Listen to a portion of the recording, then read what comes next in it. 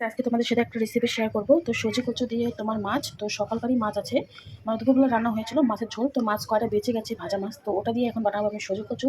তো এখানে যে পেঁয়াজ আর লঙ্কা কেটে নিচ্ছে, তোমাদের ইচ্ছে তোমরা পেঁয়াজ লঙ্কা দিতে পারো কি না পারো, যেহেতু আমি মাছ বানাবো তার জন্য পেঁয়াজ লঙ্কা কেটে নিয়ে সজি কচু।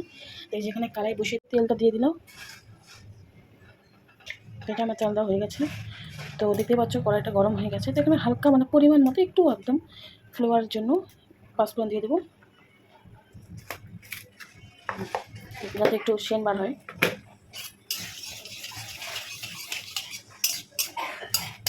তো পাঁচফোড়নটা ভালো করে ভাজা হোক। কাটা পেঁয়াজ আর লঙ্কাটা দিয়ে দিব,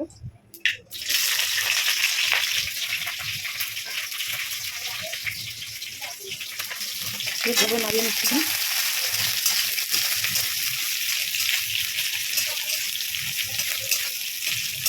তো পেঁয়াজ আর লঙ্কাটা ভালো করে ভেজে নিই।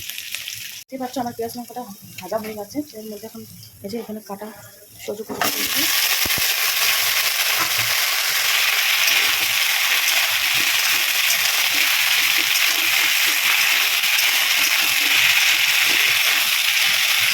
মতো লবণ দিয়ে দেবো,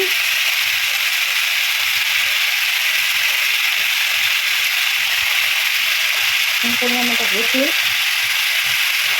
ভালো করে ভেজে নিচ্ছি, মিক্স করে নেবো। দেখতে পাচ্ছ কালারটা কত সুন্দর ভুলে নিয়ে যাচ্ছে আস্তে আস্তে দেওয়ার পর। যেহেতু মাছ দিয়ে বানাবো তো অতটা ঝোল বানাবো না, মাখা মাখার মতো বানাবো। পরে লবণ কম হয়ে দেওয়া যাবে, তো আগেটাকে ভালো করে ভেজে নিই। ভালোভাবে হলুদটা গায়ে লেগে গেছে, দেখতে পাচ্ছ। এটা ভালো করে ভাজা হোক। দেখতে পাচ্ছ আমার কত সুন্দর হালকা হালকা ভাজা হয়ে গেছে। তো এখন এটাকে আস্তে আস্তে জল দিয়ে কষিয়ে নেবো, যেহেতু এটা মনে হয় সিদ্ধ করতে বেশি টাইম লাগবে না। দেখতে পাচ্ছ আধা সিদ্ধ হয়ে গেছে, হালকা জল নিয়ে কষিয়ে নিয়ে এখন জল দিয়ে দিচ্ছি।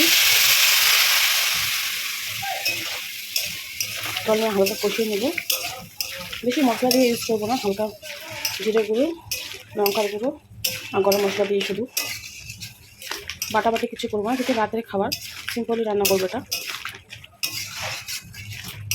তো হালকা কষিয়ে নিই, যে আমি জিরা দিয়ে দিলাম, তো জলটা তো শুকিয়ে গেছে, জিরাটা নিয়ে একটু ভেজে নিলাম। তো এখন আরেকটু জল দিয়ে সিদ্ধ করতে লাগবে, আর একটু গলে দিতে লাগবে এটা। দেখতে পাচ্ছ কীভাবে লেগে আছে।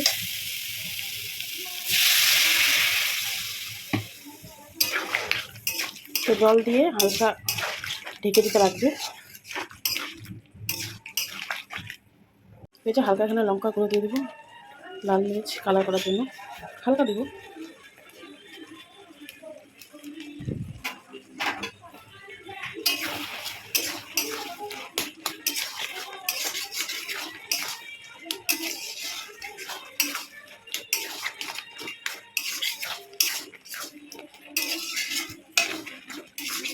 তো সিম্পল একটা রান্না, বেশি কিছু দিয়ে বানালাম না, আমাদেরকে আগে বললাম যেহেতু রাত্রে খাবো। তুমি দেখতে পাচ্ছ কত সুন্দর সিদ্ধ হয়ে গেছে। এই যে হালকা জল দেবো, তারপরে মাছ দেবো।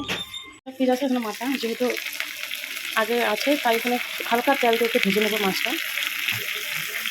ঠিক আছে, তো সেটা এখন ভেজে নিচ্ছি। ভেজে নেওয়ার পর যে সবজিটা দিয়ে দেবো, এই সবজিটা প্রায় অলমোস্ট হয়ে গেছে।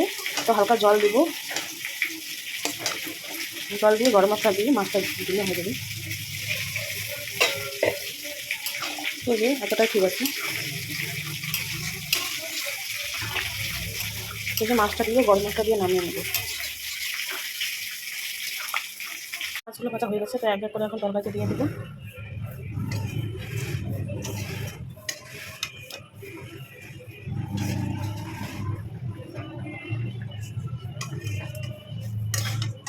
এই জন্য 4টা দিলাম, মাথাটা আমি খাবো আর একটা পিস থাক।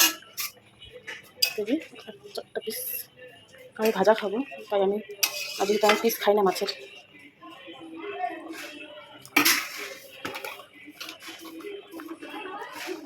তাই যে হালকা গরম মশলা দেবো এখন।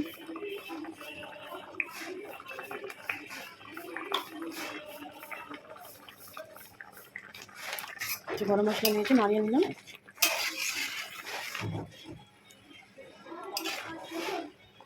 তোমরা কীভাবে খাও তোমরা অবশ্যই কমেন্টে জানিও। আমি তো এইভাবে খাই। আজকে যেহেতু আমি মশলা টশলা তেমন দিলাম না, তাই সিম্পল রান্না। তো আরেকটু হয়ে যাবে, তারপর নামিয়ে নেব। ফাইনালি আমার হয়ে গেছে। তো কেমন লাগছে অবশ্যই জানাবে। আর তোমরা কে নামে এটা জানো? আমরা তো সুজি কুচি নামেই জানি।